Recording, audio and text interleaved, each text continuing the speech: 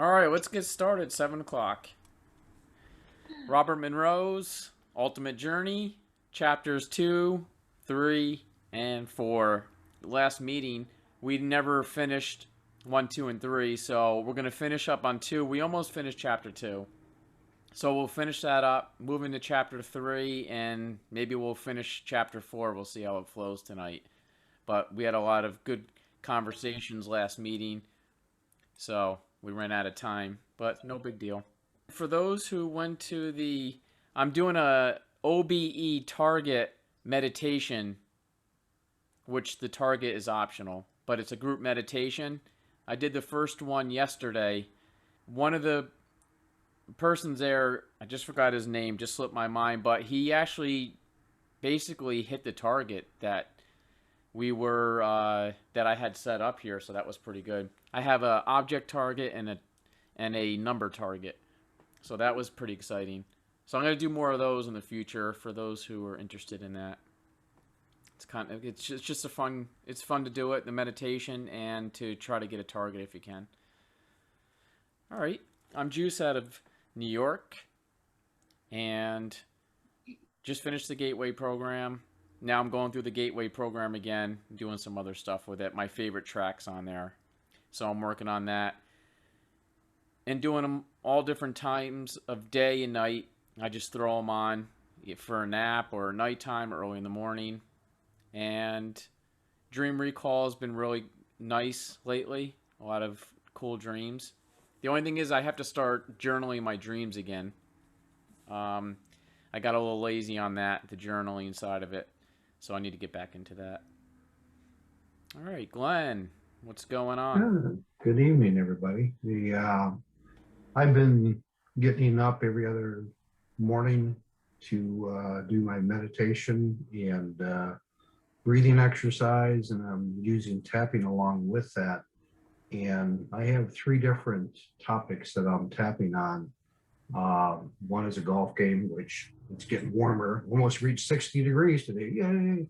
But the OBE is one of them as well. I had mentioned that a couple of meetings ago, and been using that to reduce fear and welcome the vibrations and the harmonics going off what you had suggested, tapping off of the tinnitus frequency there.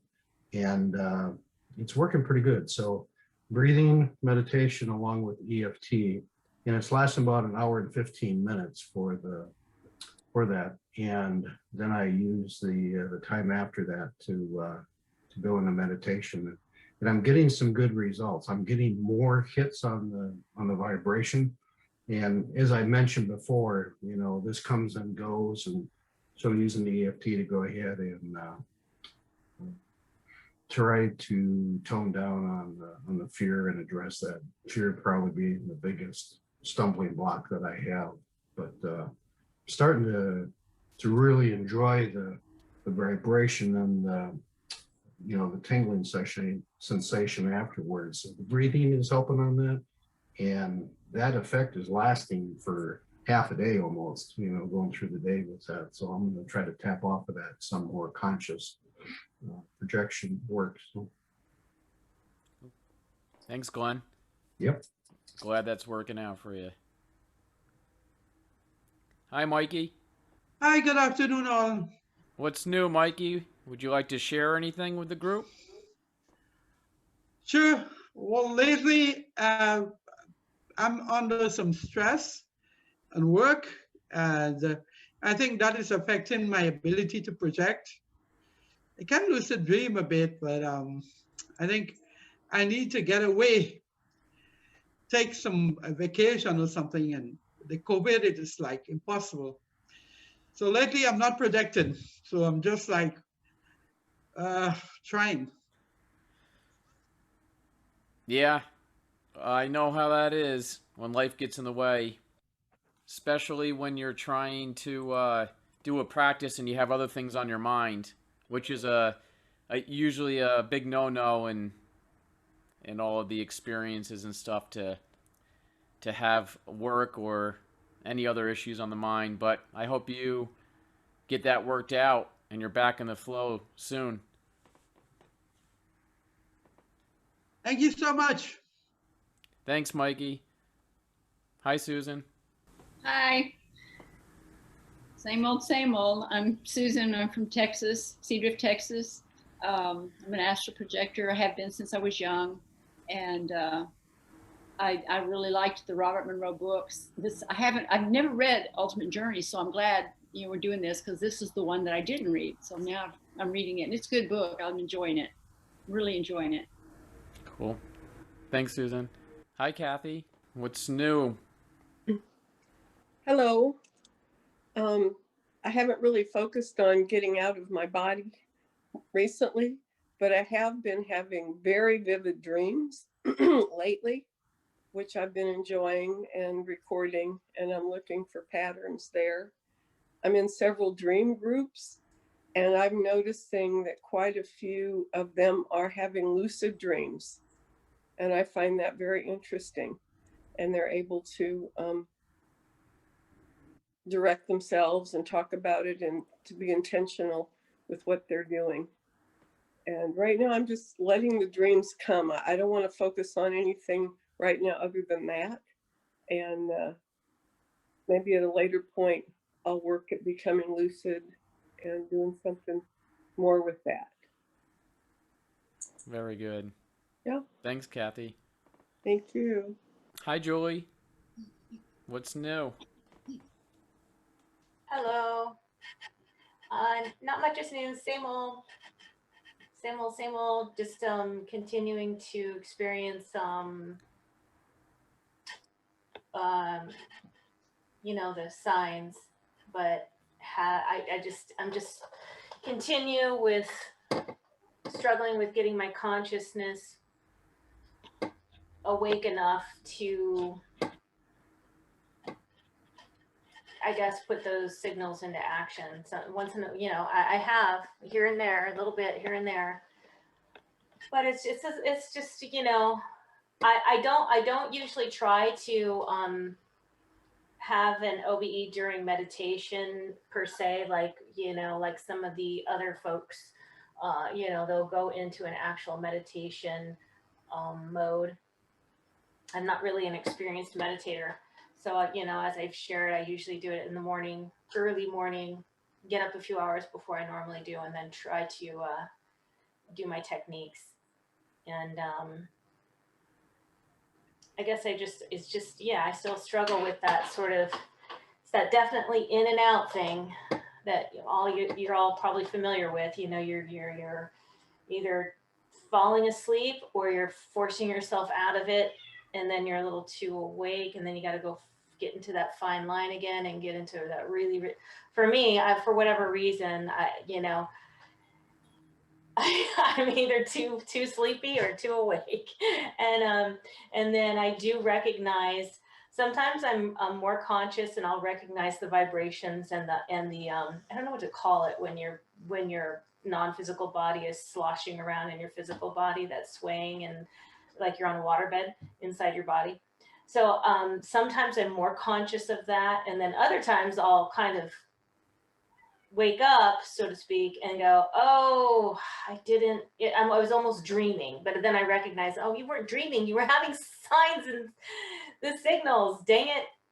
And you kind of just go, oh, well, you got to get up and have your day, and go, that was, because I'll put a couple out. I usually will try and put 2, even sometimes 3 hours into it. And it's a lot of time to try and put into it with, just barely scratching the surface. And every once in a while, I get a little bit of a glimpse of something, as I've shared a couple things. So probably you can all relate. Thanks, Enjoying Julie. the book. Yeah. Enjoying the book. Thanks, Julie. Yeah, it's just good to know, hearing other people talk, that we all have our ups and downs. So it's like, some weeks some of us are experiencing a lot, and then some weeks we get in a drought. And it's nice to know that we all go through this.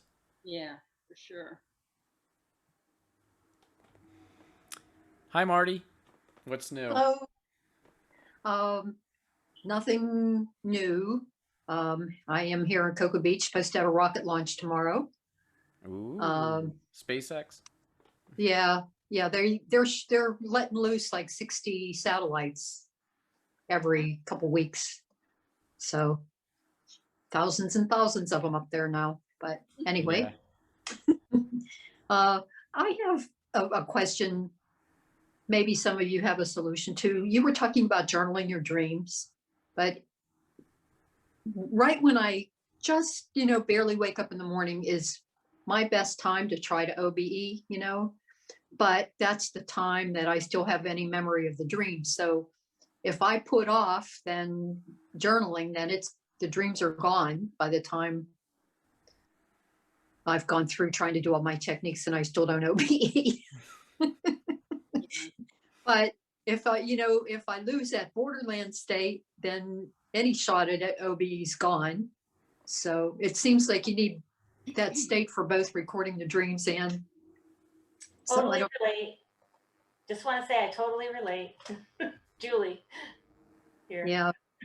So if anybody's got any solutions to that conundrum. We got a couple hands went up with your question there. Mikey?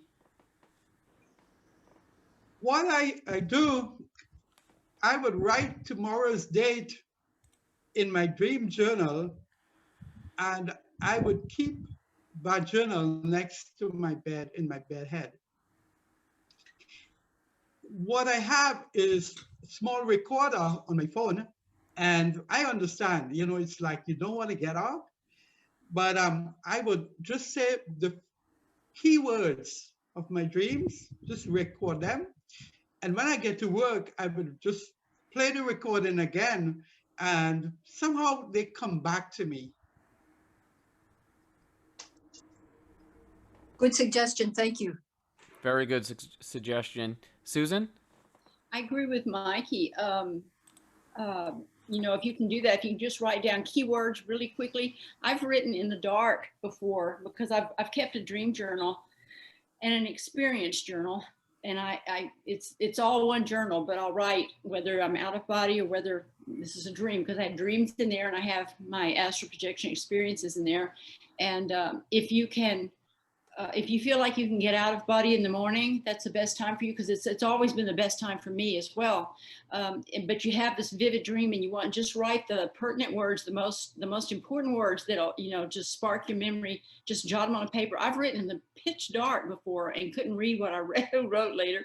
So I bought a pen with a light on it. But just, if you can do that, if you have to choose between the two, I would always choose. If I felt like I could get out of body, I would go out of body. I wouldn't record the dream. I would go out of body myself.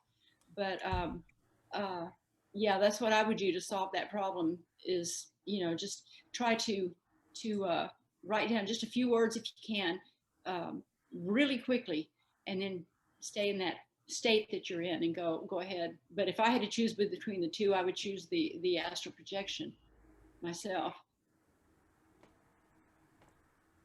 Yeah, very nice, Susan. I agree. Let's see, Glenn? Yeah, I agree with what both of you had said. The key words and using the audio recorder are very good. And then the one thing I found though too is definitely going into the different sleep positions, laying on the back or going to the side, or and that helps as well. And like they always say on the vibrations, if you consciously think about it, it's going to go away a lot of times.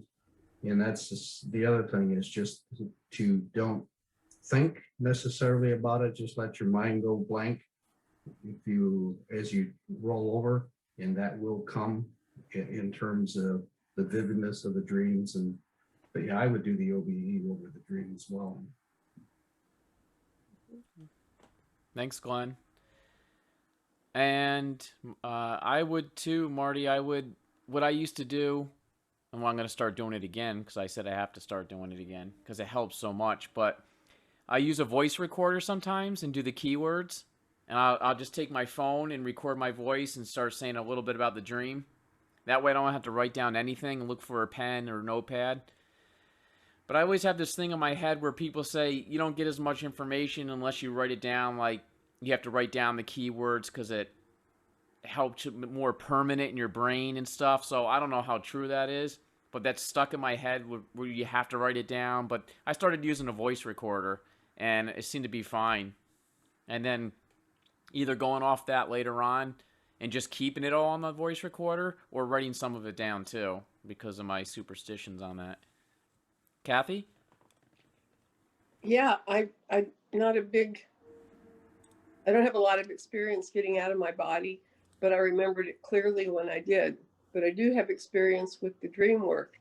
And I could recommend making a suggestion to yourself before you go to sleep at night that you'll be able to remember your dreams should you have an out of body experience.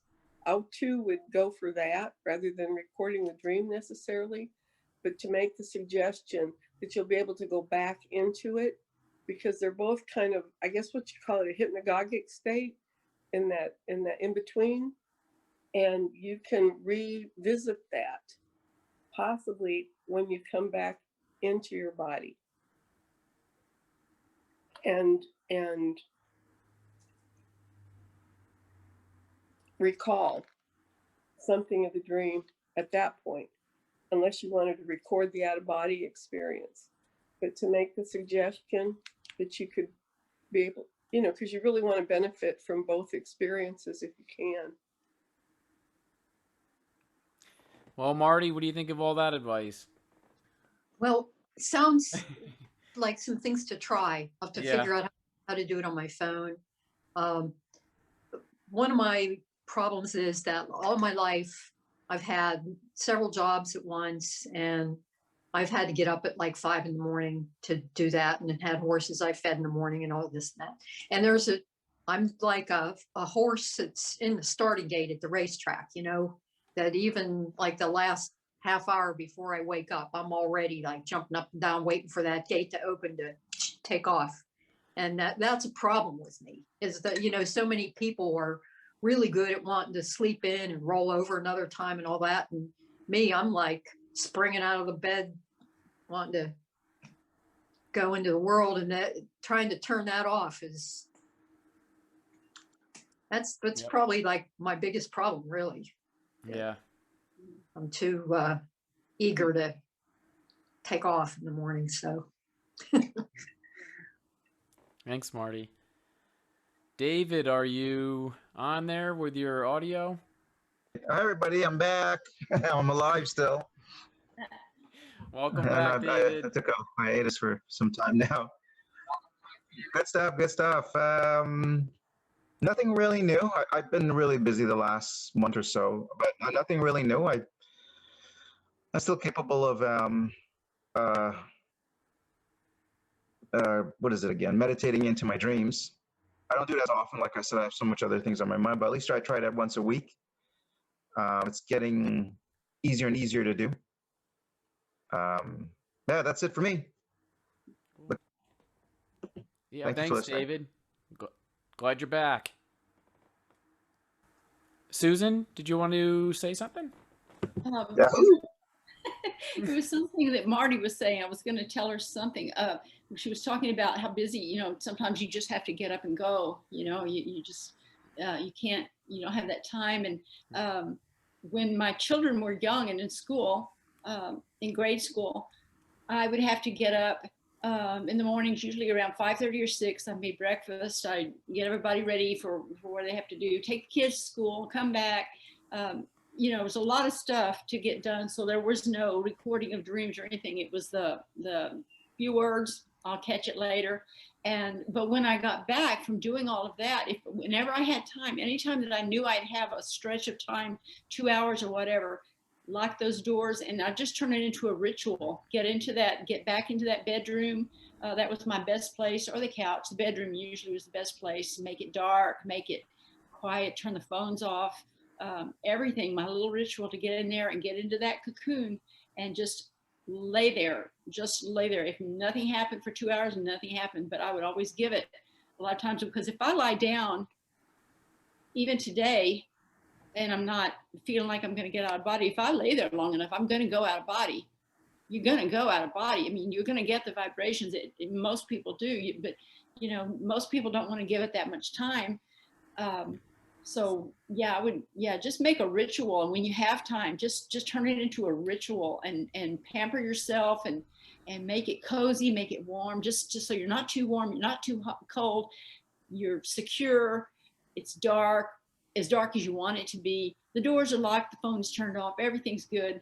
And sometimes that's real helpful, just to grab an hour once in a while when you have it, but just use the same ritual every time. Gotcha. When Susan was having a big chunk of my experiences a few years ago, I was putting in at least 4 hours minimum a day, which I'm doing that today for the out of body, but not into the meditative state of it. I'm also doing a lot more reading now. Well, I was doing reading back then, but more reading, more doing the Zoom meetings and stuff. So, yeah, makes sense. All right, let's move in to finish up chapter 2. Which we almost finished last time. We're near the end of it. So feel free to throw a hand up at any time. I'm just going to read some stuff here that I have in my notes. And if you want to say something about, if you have some areas highlighted, of course, throw your hand up at any time for the chapter 2. And we kind of finished off last time about Monroe going home, the yearning to go home. And then once he realized he wanted to figure out why so much stuff was going on Earth, and he wanted to go back home, and why he didn't stay at his home, why he ended up coming back to Earth for. Why did he come to Earth in the first place? And that's because of repetition on his home area there, where everything was just going over and over like the movie Groundhog Day, I guess. And he didn't care for that anymore. So he got out of that cycle. And then the Inspecs tell him that we will retain all of our human memory and experiences in whatever state of being we are in. So once we leave here, we're going to carry this stuff with us that we learned here. And remember, the Inspec said that a graduate from the human experience here is very respected elsewhere. So that's pretty neat, I guess. I don't know. When he returned home, he brings the human experience with him. It's added. They mentioned that there when he went back home again, of course, when he got the little view of it, of being back home when the Inspecs took him there. Okay, so yeah, the games, when he went back home, it was, lots of clouds, bliss, music, games, and stuff like that. But after this pattern repeats and repeats for an hour or eternity, Monroe wants something new and finds a way out. And this is my last note for this chapter. After this trip and realizing why he left, when he got back to his body and woke up with tears in his eyes, he was unable to get to sleep for several hours, too stimulated, too depressed, after realizing that he'll never go home again. Susan? Yeah, I liked that part. I get that part real well. But some of the places that we've been are they're limited. There's a limit, to your development there, and yeah, you can go and you can stay for thousands of years in this one level, but once you start consciously evolving yourself, I was not surprised, that he was told that he didn't belong there, he wouldn't go back. And I know how that feels, it's like, oh, but that's where this is, and that's where this is, but he evolved beyond it. That's what my understanding was, that he just evolved beyond that. And it was I know it was sad for him to because it's kind of like a safe zone, that's a place where, I can always go back here. But when you evolve beyond it, you evolve beyond it. Right. Yeah, it is. It's sad. I got a sad feeling in my stomach from thinking about that. Anyone else on chapter 2? Julie? I was gonna say, have any of you heard or read or listened to Jürgen Ziwe? He's pretty experienced. and he's a pretty experienced traveler. And when he talks about home, it kind of had a similar but different feel than Monroe. When Monroe talked about it, Jürgen's, I like Jürgen's idea in that when you, I'm going to explain it incorrectly, so bear with me, but the more awakened you are, for example, the higher levels of consciousness you are able to sort of tap into or experience, the more you are at home, no matter where you are. So you could feel at home, even here, quite at home in the physical this third dimensional, very heavy, dense situation. When, and again, this is from Jürgen, when you are able to sort of tap into and get in touch with sort of this idea or this reality that you are all that is, like you are source consciousness, you are, I guess, and then you kind of end up feeling quite, or you can feel quite settled and blissful, or whatever, however you want to put it, very content wherever you are, whether it's here or the astral realms, or wherever Monroe went hanging about. So how do you all feel about that? I'm just curious, like, what do you all think about that? Have you heard that before? Susan? Well, I mean, I think that a lot of us wouldn't call the same place home. Like, it depends on your level of evolution and advancement and awareness.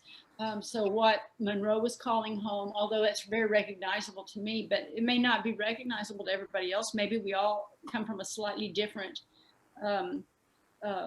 very different degrees of the same area or something like that. I'm not really sure, but I just, I think that it has to do with our evolutionary state, but when a place doesn't feel comfortable anymore, it's like I agree with that. Wherever you are can be home, and wherever you go, there you are. You have to make the best of wherever you are. But well, I think what Jürgen was saying, like, I think he had an experience that he took with him for quite a long time, and I don't know if it stayed with him, but it was almost like he could go out into his neighborhood or the city, and all of a sudden he's looking around and he feels very connected to like everyone, like he almost, like that guy and that girl and that family and this, he just feels like, oh yeah, they're part of my family, these all humanity, like this very weird connected kind of lovely feeling. It's kind of how he explained it. That would be kind of a weird, cool feeling, for me, because I feel more isolated. I have that longing to be connected to everyone, but I feel very isolated and afraid sort of to be so vulnerable. Like you just like, oh yeah, I love you and I love you and I love you. You don't want to get hurt, kind of a thing as a human. Yeah. Susan?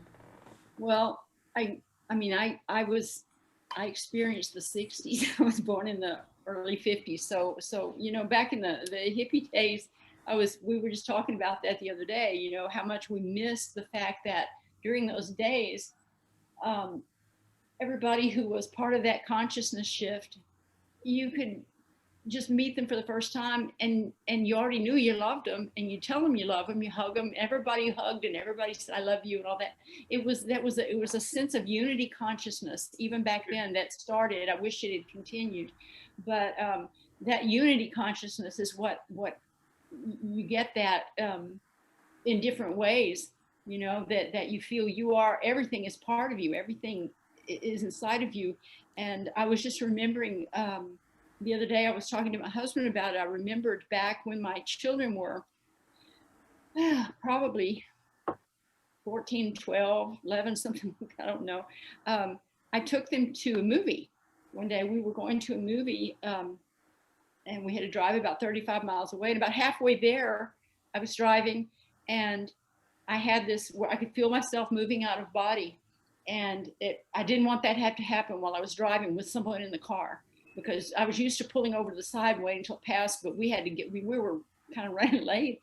But I felt myself, instead of having just popping out and looking at myself from behind, I just became a pinpoint of light. I would just, it felt like I was sitting on the top of the steering wheel, and I was viewing everything from that steering wheel, and I was tiny, but I was everything still. It's so hard to explain that, but it was this unity consciousness thing.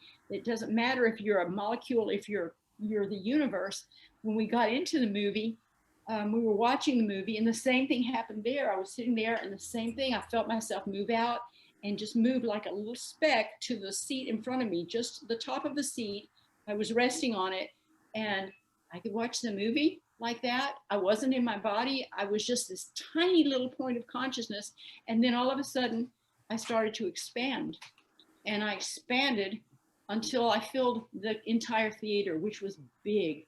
It was a big theater. I filled the whole theater, and all of the people in there were in my energy. I knew them. I knew about them. I knew how they were feeling. I knew. It was so strange. It was like this unification thing that I experienced. And when you do that, you understand we always are that way. We are that way. We are each other. You know, we really are. We're just, he kind of said that. Jürgen said, all of us are that. We're just not aware of it. We're very busy in our own. Yeah, we are unified. We're part of a unified field. Yeah. I was told one time that we were just, think of yourself as a singularity in a unified field. You are unified, and we have this unity consciousness that we're struggling to get back to an awareness of it. I don't think it ever went away. I think we just lost awareness of it to an extent. Yeah. Yes. Yeah. Glenn? I agree with what Susan was saying in terms of that unity consciousness and having that sense of oneness when you feel that energy all around you. And it's really awesome. But, it's kind of like your old friends when you see them after 20 years and it's like you just met yesterday, that type thing, and that sense of oneness. But I always have that sense of yearning that there's something more than that as well. And it's drawing me more into my journey, if you will, my spiritual awakening journey. It's like I have a sense of loss. I have that void that I have to fill, though. There's something more. What is that? And I'm constantly driven to that. So. Thanks, Glenn. Mikey? I am teary-eyed of what Suzanne said there, because for a long time, I've been asking around if someone has these little projections, I call them, waking projections. And sometimes I would be driving the van and I would just get these flashes. It's not just a memory or euphoric expression. I would get these very small, maybe 5 seconds of a projection. And I thought it was just me, but now I realize there are people who actually have those, what I call small projection. In terms of going home, the only place I've ever visited, and it was just yesterday, someone told me that they have been to this place. It's a place where travelers meet. I don't know if anyone has ever gone to this place, but in one of my projections, I have gone to this place, and it seems as it's a resting place for travelers on their way. Can someone tell me if they've been to that place? Really appreciate it. Astrally? Are you talking about being there astrally? Astrally, yes, I've been there astrally. Yeah. I don't know that I ever have. I've heard of it. I've heard people talk about it. But maybe when I was young, I did. I don't remember. But once I got started doing, got really good at it, assumed that it was, I wanted it to use it for whatever, just to offer myself to be out there to help in whatever way I can. So I didn't, the only time I got together with other people was if I met them out of body, but it would just be a few at a time. It wouldn't be a place like that. That would be interesting to see that. Thanks, Susan, Mikey. Okay, guys, I'm going to move into chapter 3. Along the interstate. So if you think about the previous chapter, as we move into 3 here, Monroe took many weeks to adjust to the idea that he would no longer be able to go home. Many weeks to adjust to that. It was not easy to handle. Monroe now knows why he left home, because of the limiting factor of repetition. Nothing new to learn or experience. You learn all the time on Earth. The Inspec tells Monroe soon he will reach a point where he realizes that he can no longer return to being human. So now he's going to learn that he can't go back home, and now he's going to learn that he's not going to be able to become human again. So after the another Inspec meeting, Monroe has a new goal: to grow and evolve somehow into an awe-inspiring yet warm being that will be happily called my Inspec. So I guess he wants to become what the Inspecs are? He did. Yeah. Monroe then asks the Inspecs why all humans can't live in harmony. So then the Inspects start to take Monroe back in time, nearly 1 million years ago on Earth, to find out why. And yeah. And so Monroe's wondering, 1 million years, do humans still, are they on the planet back then? And according to the Inspects, they are. But they are slightly different. They're not quite humans. So there they go, back 1 million years. He gets to this place on Earth, and 4 humans who greet Monroe speak telepathically and wear no clothes. These humans that are living here actually control the weather.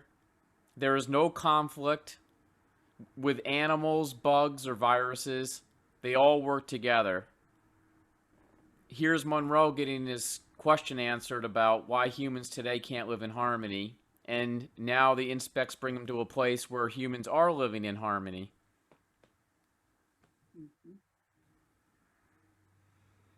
Now, these humans will be leaving Earth soon because one of their friends that sent them a signal that it's time to move on.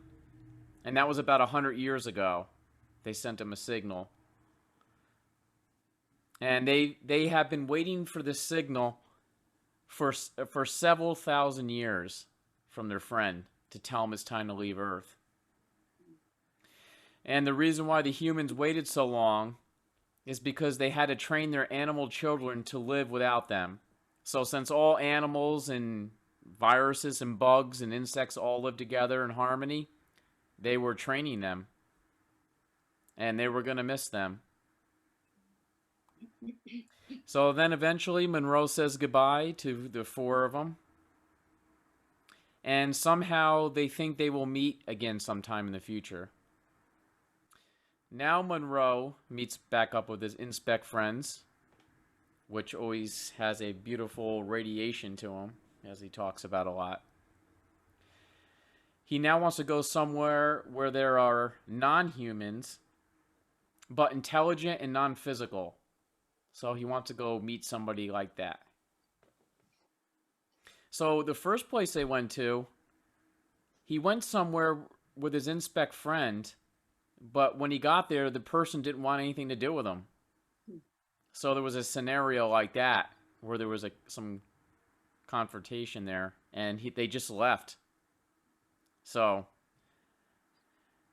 I guess just because you're hanging with an Inspec and you're on a soul search and experience search, even people don't want to deal with you sometimes out there in different areas. Marty? Sorry, just to back up just a second No. there. Don't. People being on Earth a million years ago, is that, do you think he's talking literally? Because I was just checking and it said the first humans were like 300,000 years ago.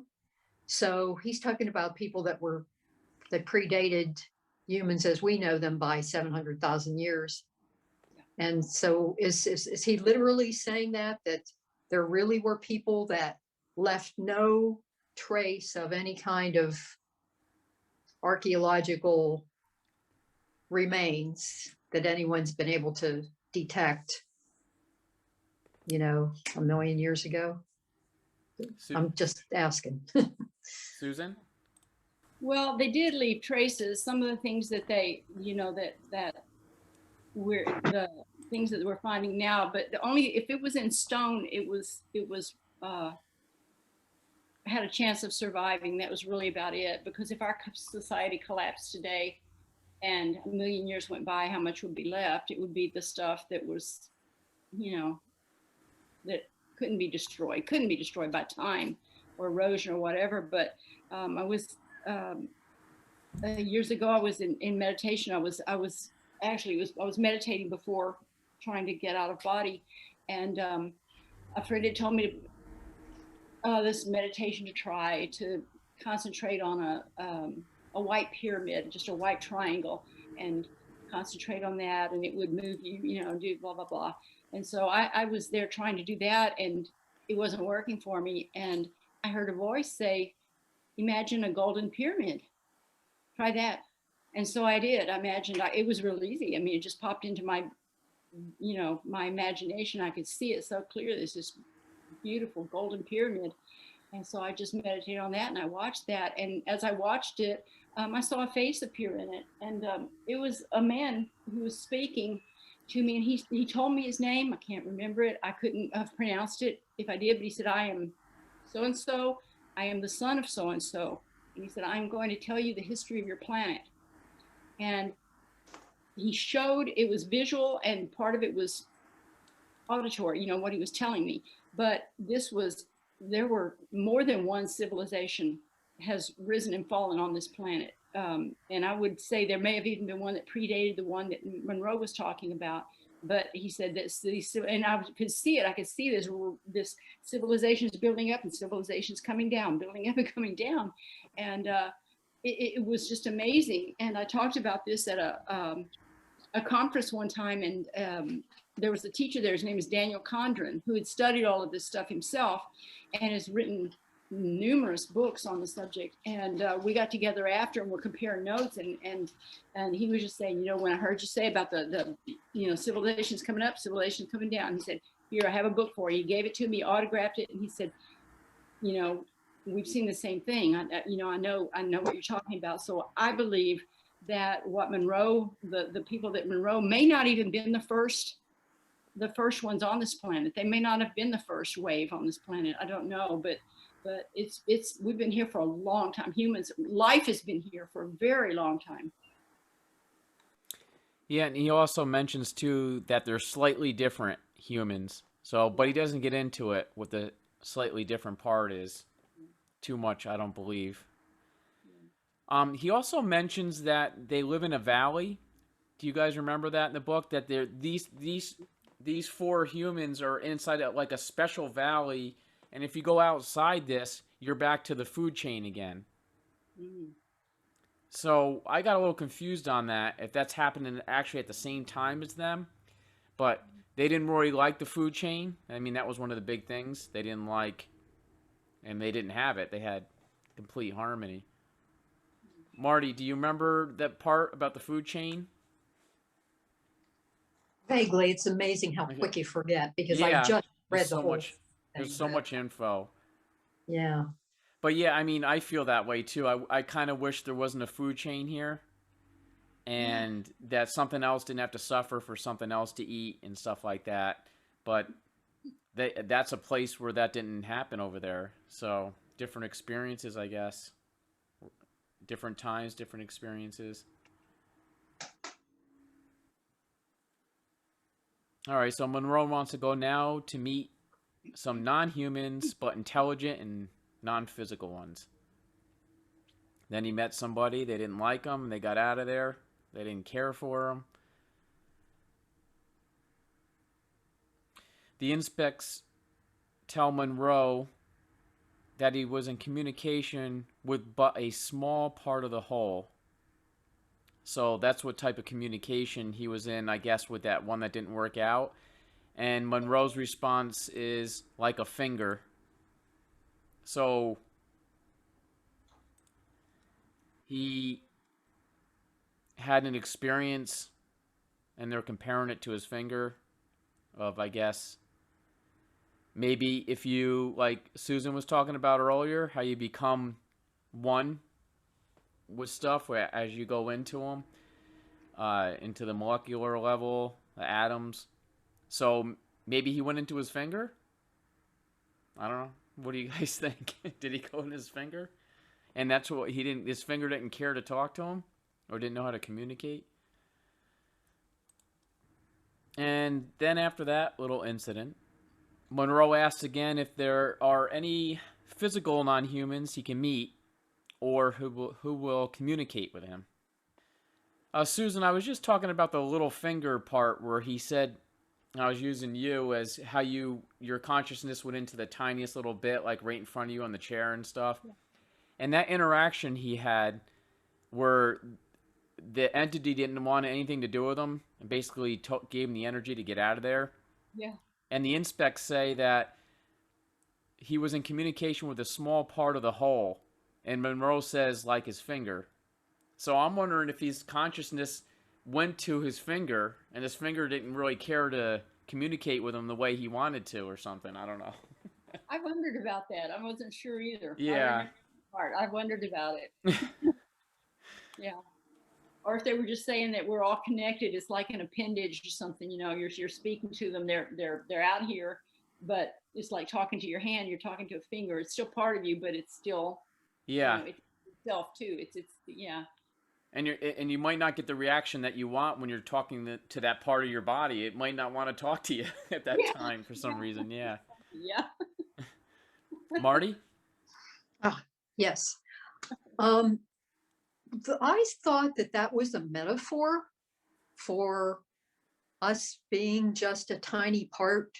I mean, our physical, the TSI, time space illusion, whatever you want to call it, is just a tiny part of our giant consciousness that we came from.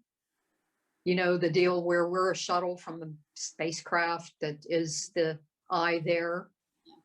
So that's kind of what I was looking at, was that him talking about the little finger was like a metaphor for us just being a little finger of the whole body. Right. Maybe Tom Campbell's next book will be called Little Finger instead of Big Toe.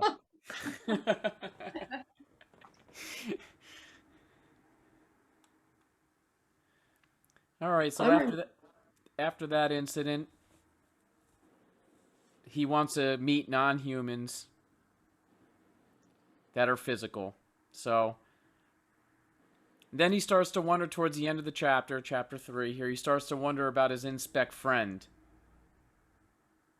But he's not sure in what way, but he's starting to wonder about them, who they are and stuff like that. But he's a little confused on the way he's wondering this. And the chapter ends with Monroe back in his physical body, thinking how small it is to be human. But how much fun. So, anybody want to comment on anything in chapter 3? All right, well, let's move to chapter 4. Hail and Farewell is the title. And the start of this chapter, Monroe is feeling full of himself, impatient and ready for more new experiences. So now, finally, we start when he's excited and not depressed. So a man that lived by Monroe died, and his family asked Monroe if he could locate and contact him. On his next visit to the Inspec friends, he asked them for help with this, but Monroe was told. Sorry, told. Monroe was told such access was not possible at this time. All he got was a rote on the situation, and if rote is a packet of information. Yeah, that's his response. And I know we talked about this before. When people die, are we allowed to contact them? Are we not allowed to contact them? Has to be timing is right.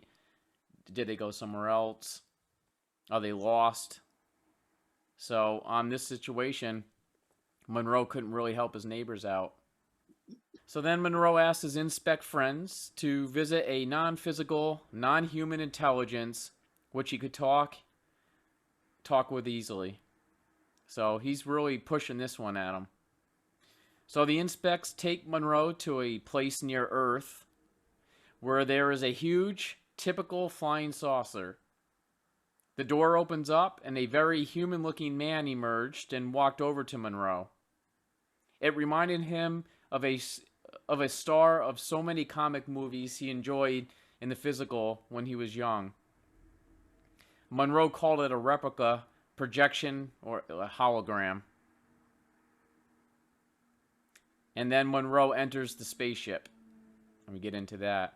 So here he is here. He sees a star of his childhood comics coming at him. And then Monroe tells the being to drop the act. He can take him exactly as he is. And the being says, no, it helps him become more like a human, to show him, to be in this way, as looking like this person that he knows. And Monroe says he sounds like him too. So Monroe then finds out that the being is in the export business. Oh, this is pretty cool. And is cruising around looking for what humans have on Earth. That's why he's there with this big giant UFO. He describes it as huge, this huge thing, but then it shrinks down a little bit later. He talks about that. And he's in the export business. And Earth here has a product that's so valuable, it's like 1 in a million. And Earth, we have it here. And guess what it is? It's a sense of humor. Jokes and fun. The best tonic for overloaded mind systems, as he says. Susan? I love that part because, yeah, we do have, our humor here is wonderful and it's crazy. And they seem to appreciate it. The beings that I've encountered always seem to appreciate it. Even when I was first learning to help people who had been injured or whatever while I was out of body, and I would do something so stupid, so silly because of my humor. It's just a sense of humor, and some even macabre situations sometimes will just strike me so funny, and I would do something so silly or just so outrageous, and I would just instantly someone would just pull me away from the situation and then have a talk with me. It's like, yeah, that was really funny. Yeah, okay, but this is what this is what we need to do. But they appreciated, and they were humorous. They had my sense of it was everybody that I've ever met out there, every being that I've ever met, is that they have such an appreciation for humor, and they don't always get us. They don't always get it, but they understand what humor is. They know that we've got it, we have it. And so they're real patient with you if you know, when you do silly stuff or whatever, they kind of, it amuses them too. But yeah, they appreciate our humor. They do. And it's a good thing but they're very patient about it, and they're very humorous themselves. A lot of them are very humorous themselves. Yeah, it's so funny. They have this UFO here, and it's gathering our jokes and stuff to pass on to the other stressful parts of the world, galaxy, universe, or dimensions, whatever you want to call it.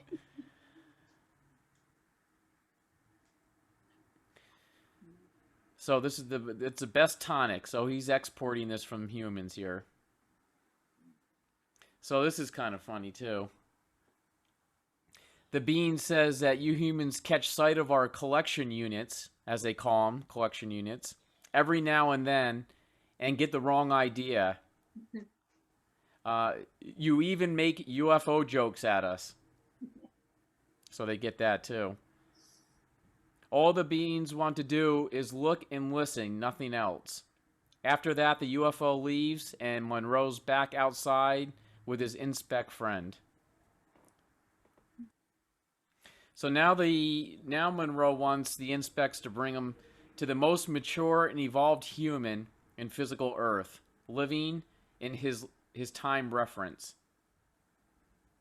That's his next request to the Inspecs. And Monroe is brought to a being on Earth that was equally balanced, which he called a true equal, or as he described it, he called them a he-she. So he starts referring to these as this person as a he-she. Monroe wants to ask this person a few questions, and the he-she calls him out on it and says, "You insist others obtain their own answers. Why should you be any different?" When he starts questioning him. So Monroe was caught on that one, as he describes it in the book. The he-she has had a continuous lifetime for 1800 years. And Monroe wants to know how he stays so young, and the he-she responds, "I keep changing jobs." Susan? Yeah, I wonder when I first started reading that part, and I was wondering, is this okay? Have they taken him to here now Earth? And so this is a being that has been here for 1800 years. He's been on physical Earth for 1800 years, and I wondered, who is that? Who did they take him to? Was it somebody we've heard of or not? Yeah. And the only person I could think of, I thought, well, Baba G, maybe Baba G. That was the only being that I knew that had been alive or had been coming back and forth for that many years. So I wasn't sure who he was talking about, but it was really interesting to me. Yeah. Would anybody else want to take a stab at who that might be? Mikey? I was confused about the term he-she, and I thought he meant someone that he could not recognize, either male or female, correct me? Yeah, he couldn't recognize him in the beginning, but then when he started recognizing him, he got some type of aura or energy from him that it was a mixture of both a male and a female. It's just that while I was reading that and I came across the term he-she, it reminded me of a movie, Space something. There's this creature that they could not recognize as male or female. I just associated that creature with that alien being. It's hard. I'm sorry. No. You know, it's difficult. Sometimes it's hard to tell when you meet a being out there that is not actually like you, that they're somewhat different. It's sometimes it's difficult to tell at first whether it is male or female, and often they don't even make that distinction themselves. So you know, he-she worked. When my kids were little, I remember that their term for it was shim. You know, if they weren't sure it was a shim, it could be a she or a he. They weren't sure. A shim, but he-she works too. But there's some that you can't be certain at first, because if they have no hair, if they, you know, their form is just a kind of a, you know, the male and females have the same form. It's hard to tell, and they may be both, you know. So Right. we don't know. It's okay to ask, you know, but yeah. Robert Monroe should be alive today, huh? See, got a lot of that going around. Oh yeah, yes. Oh yeah, Marty, good point. I was thinking about that too a lot. I was watching a documentary last night about Jordan Peterson and how he got in all that trouble for that stuff in Canada with, you know, correctness, saying certain words and stuff. And I was thinking of Monroe here with the he-she. And yeah, interesting times. All right, let's see where I'm at here. Oh yeah. So how does this person on Earth live for whatever 1,800 years? And that's because he changes jobs a lot. She changes jobs a lot. So I guess I'll fit that. I do that a lot too. So that was comforting.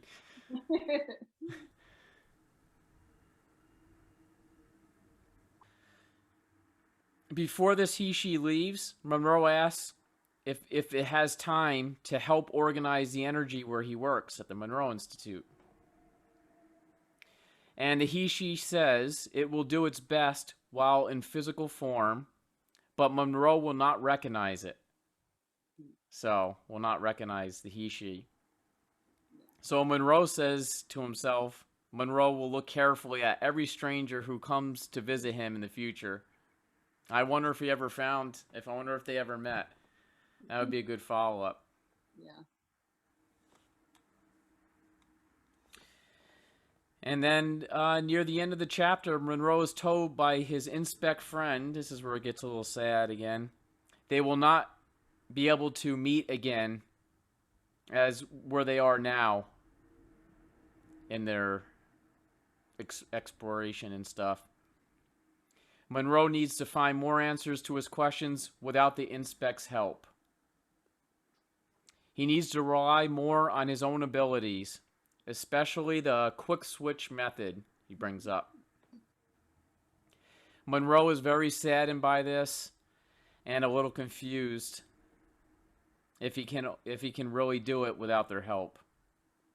So we finish off this chapter a little sad again, knowing that he's not sure when he's going to see him again. They do mention that they might meet again, so but it's not going to be for a while. Marty? Well, I mean, spoiler. I mean, if you read the whole book, doesn't it turn out that it's the Hold on. Inspec? Oh, should I? Marty, don't. But doesn't that sort of put a different flavor on the whole thing? You know, when you realize that. Yeah. I'm gonna have to edit this now, Marty, and put a spoiler alert in the title. But, Susan?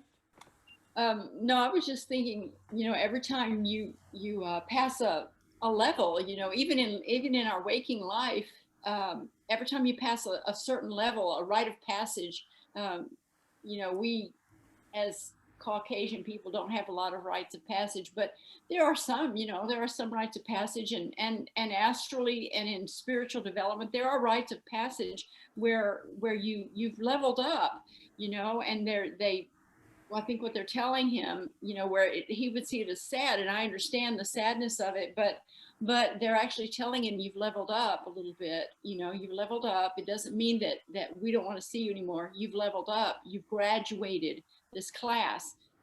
So that's what I assumed. That's what I felt like it meant. Which is a little sad. I mean, when you get used to something and you're comfortable with a guide or with the person that's been or the being that's been showing you around and helping you, yeah, that would be sad to have them fade into the background for a bit or whatever. Yeah, but I think it's a leveling up, and it's something that happens. The growing pains, right, Yeah. Susan? Yeah. Mikey? Yes, I agree with Suzanne that, I mean, if my spirit guide should come to me and says, Mikey, from today, we will not be your guides, it's going to be very, very sad for me. I don't think I'm going to do anything. Right. Yeah, it is very sad. And a lot of chapters end in a sad situation. But I guess it's growing too. Sad and growing. Yeah, growing pains. How about anyone else on chapter 4? Anything about chapter 4? About the UFOs or anything? Or about the Inspecs leaving?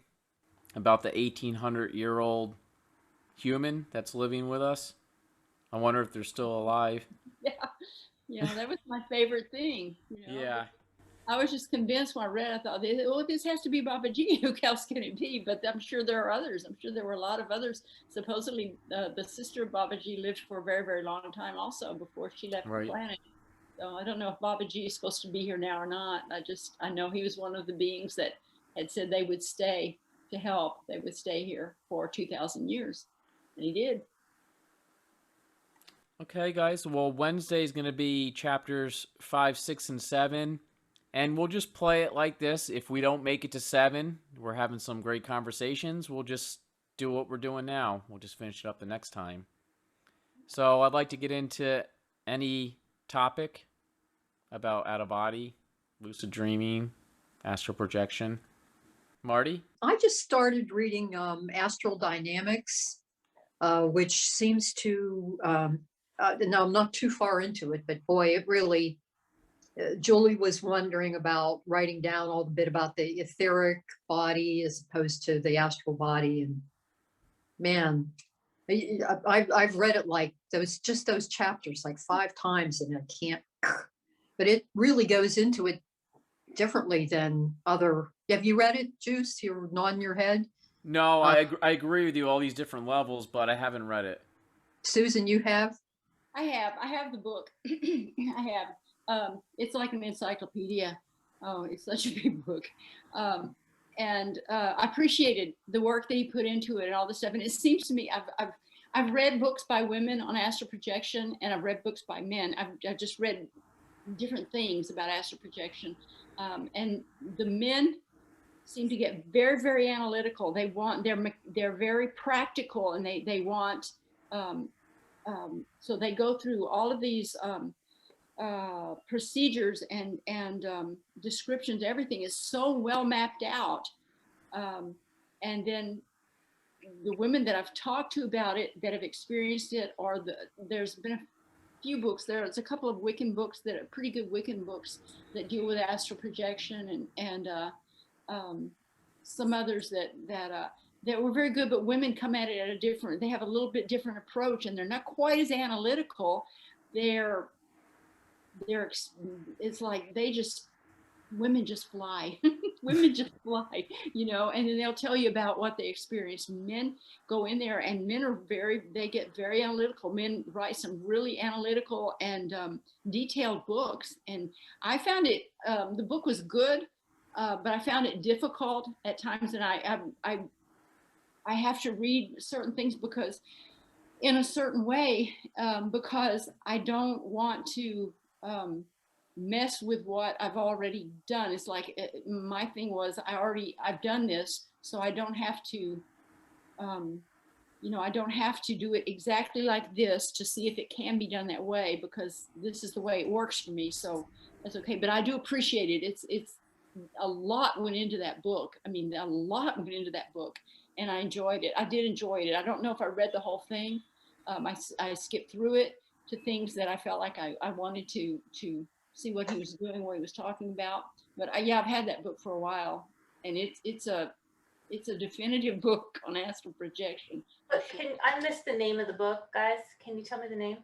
Astral Dynamics. Oh, right.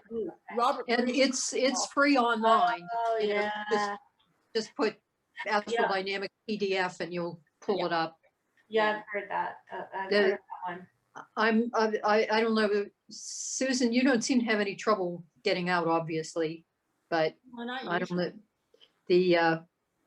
I understand there are some different takes on how to produce an out-of-body experience in that book. I haven't gotten to it yet, but I don't know if nobody else has tried it, huh? A lot of techniques and things in there. There's a lot of good advice in there. And like I said, it's to me, it was like reading an encyclopedia about astral projection. And at times I found it to be kind of difficult to read. And there's always a part of me that hesitates. I watch it. I mean, I read it, but I'm aware that I'm staying back here and reading it because I don't want it to affect anything that I've already done or that I already know how to do. But I like to read about how other people approach this. And that's the reason that I do read about it. I like that. I like to know how, because we're all so different, but we're all doing the same thing or aiming for the same thing. So we all have our input. Everybody's input's important. It's very important, And there'll be people that just get out of body and just go and just have no problem whatsoever. And there'll be people that practice for years and make it out of body. Both of those are equally important to get together and talk about it, you know? So, Right. Susan, Yeah, well, you're from yeah, the, he you're was from saying, the 60s. Now I get it, Susan. yeah. You know how you talked about the 60s child? Yeah. That's why you can just go with the flow. You're like, whatever. I don't need to categorize it or label it. I'm going to have some fun. Yeah. I love it. I love it. Mikey? Robert Bruce, I'm Yep, am I Robert Bruce. permitted to call the name? Okay, am I permitted to call the name of the author? Robert Bruce? Robert Yeah. Bruce. Mhm. And Mastering Astral Projection. Two of the books that I really enjoyed reading. And there's also a spiritual meaning behind one of the books for me. If I could share that story. As a teacher, I used that book, Mastering Astral Projection, as a textbook to my students. Some students who are interested, I asked them to get a copy of the book, and I have had some successes with some of them.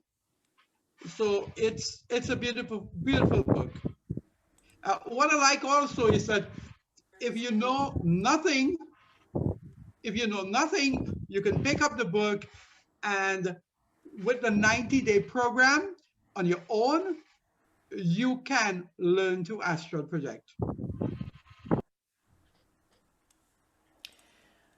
Mikey, I'm trying to pull up here. I did 5 years ago, we did the Mastering Astral Projection with a big group of people. And I recorded it.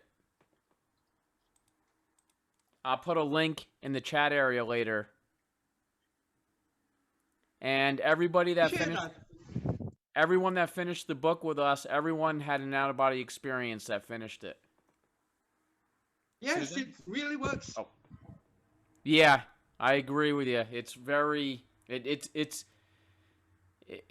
a tough book, but it's great to have a group to do it with. Susan? I've read some really good books. I've told you, the Robert Monroe books, the first two are the ones that I read fully.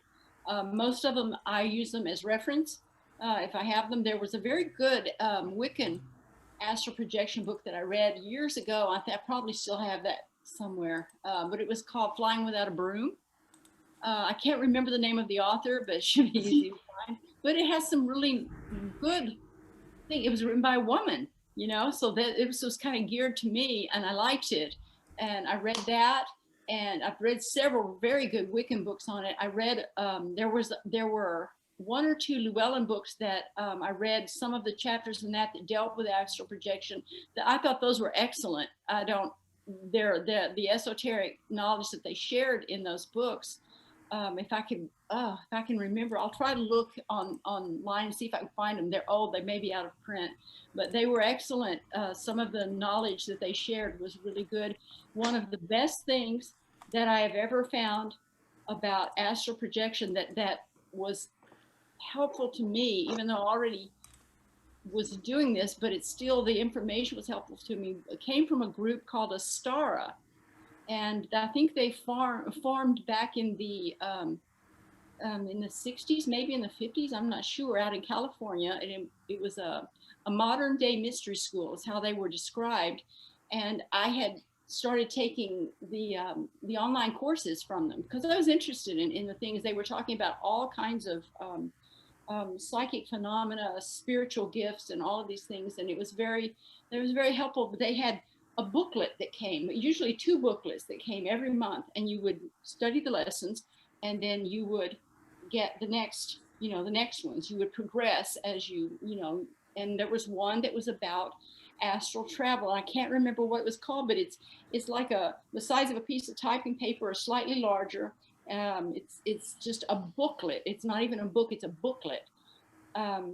And I was in Austin, Texas at Whole Earth Books one time, probably about 7 or 8 years ago. And I mean, it's been such a long time. It was back in the 70s, the late 70s, when I did the Astara stuff. And I don't know much about them now. I don't know if they're even still in existence. But there was a table in Whole Earth Books that was piled. It was a big table, and it was completely piled with all of these lesson books from Astara. And I was just astounded that they were there and that you could get them without becoming a member of Astara, that they were being offered. And I picked out about 5. They were all $1 a piece. I found the Soul Travel one, or the Astral Travel one, and about 3 more. And I don't know why I didn't buy them all. They were $1 a piece. And I can't find them online. I cannot find them. And I'd even thought about laying this one out on a Xerox machine and just copying it for people to be able to see some of the information, because it was very simple exercises and very logical. The way it worked, the way my brain works, it worked for me. I liked it very much. That was one of my favorite things that I ever read about astral projection. And it's very hard to find those now, but I do have it somewhere. And if I can't find them, I'm thinking about, because Astara may not even exist anymore. So I was thinking about, I'll just copy it. I'll just, give it to everybody. Everybody can just read this because it was too good. Wow. What year was that, Susan, that came out? Boy, I'm going to say it came out in the late 70s, maybe mid 70s. No, because I think I started it. I started it before I had children. This would have been in mid 70s that I started taking this stuff. So I think that they began either, I mean, they may have even begun back in the 40s. I don't know. It was out in California, and the woman who was the mystic who started it actually had an early acting career. She was in a Marx Brothers movies and different things like that, but she was a mystic. She was just a natural mystic, and her husband was also. And they formed this group, and it was a mystery school to teach people all of these esoteric things that that you can't, some things that I've never seen anywhere else. But it was excellent. But their thing about astral projection was wonderful. I mean, it was so simplified. And I'll try to find that and make some copies. I'll just copy some of it, the things I think are important. Yeah, that'd be great. Bring it up next time for y'all. Yeah, y'all can save it. Thanks, Susan. Yeah. Well, before I end the night here, Stephanie just came in. Stephanie, can you talk? Anything, what's new? Any news for us? I can talk. I had a nice lucid. I don't know about nice, but I did have a lucid last week, so that was cool. Yeah. Yeah, I was in my parents' house, and let's see. So I went by my parents' house to pick up my mom to take her out to a restaurant. And I left her in the car when I went back to the house to lock up.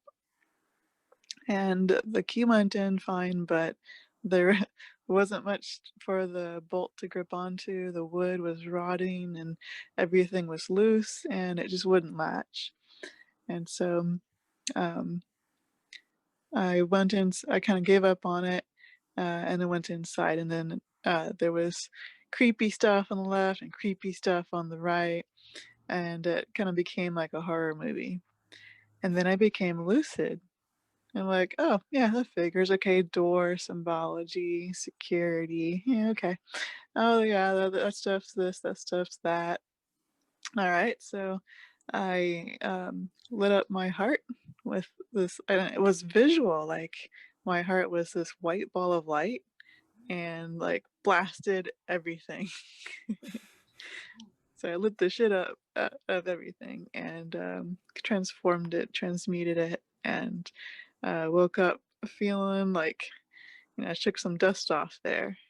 So I've read about stuff like that. I've done things like that before, but not so directly, where I got to tap into something that felt pretty dark and turn it to something quite brilliantly light. So like black and white like that. That was cool. That's really cool. Yeah. Yeah. Mikey? I know we're closing off, but I can't say if this was discussed before, but I'd like one day for us to discuss this idea that astral projection is not just a dream. Because there's a lot of people out there says that astral projection is the dream. How do you prove it was not just a dream? And I'd like to share in that forum a couple of projections that I have, that I've had, but I could actually prove that I could not have dreamt those things. I had to actually be there to get that evidence. I like maybe sometime we have discussions on that. I would like that too. Yeah, definitely. And that's like the meditation I'm doing, Mikey, where you target practice, I call on it, where you try to pick up on a target, and most likely you're not dreaming. You're leaving your body behind and going out and getting that target. I guess maybe if you're remote viewing, you might be doing it that way. But Can you share a little bit, Juice, how that went yesterday? it was amazing. One of the guys yesterday, I forgot his name, but it was actually a water spray bottle, which was blue, was shaped like a teardrop. And he said he saw a teardrop, something with misty, and it was either blue or red, and it was blue, and it looked just like a teardrop, and it was used for spraying plants. Nobody picked up the number target, but some people got a few letters and numbers, but nobody picked up the 5 mixture digit number. I'm gonna list it. I'm gonna put it up on the channel so you can see it, how it went. I just gotta finish that one. But yeah, definitely, Mikey. I'm gonna do that would fill up a whole night. That's a great conversation to talk about that. A great topic. So yeah, I will work on something like that to get that going. All right. Well, thank you, everyone. Hope to see you Wednesday on 5, 6, and 7. Thanks, everyone, for sharing. Stephanie, congrats on your lucid dream. Thank you. Good Bye, night. everyone. Thanks, all. Right. Bye, guys. See you on Wednesday.